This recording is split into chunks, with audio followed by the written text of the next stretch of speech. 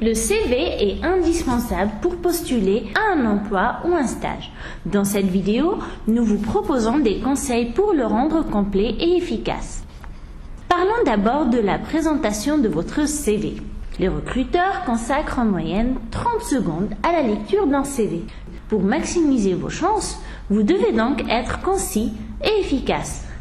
La lecture d'un CV sur une page est plus rapide et plus simple. C'est aussi une excellente manière de montrer que vous êtes capable de synthétiser des informations.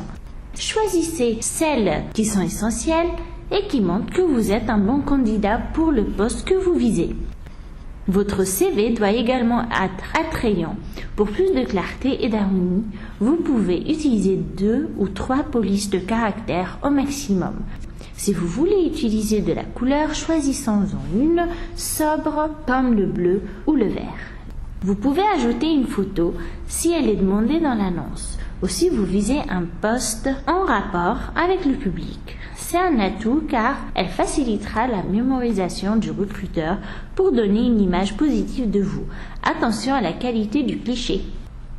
La partie expérience professionnelle de votre CV doit être particulièrement soignée car elle apporte des informations essentielles au recruteur pour qu'il sache précisément ce dont vous êtes capable. Décrivez clairement les postes que vous avez occupés.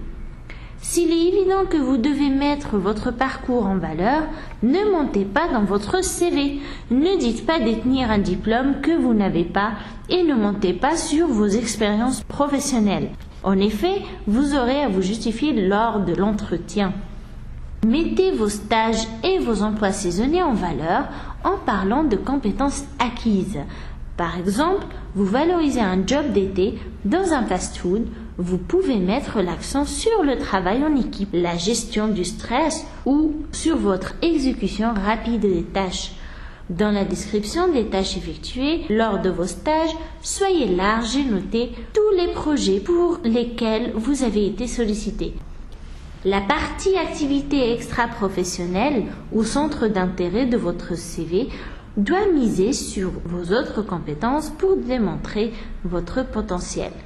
Vous pouvez y mettre vos loisirs et autres activités de type associatif au sein ou non de l'école. Si vous êtes amené à beaucoup travailler en équipe, essayez de trouver des activités impliquant des groupes. Votre maîtrise des langues étrangères peut apporter un gros plus à votre formation. Pour indiquer votre niveau, choisissez les termes clairs et courants. Par exemple, élémentaire aux débutants pour le niveau A1, intermédiaire pour le niveau A2, indépendant B1, avancé au niveau B2, courant pour le niveau C1 et enfin maîtrise au niveau C2.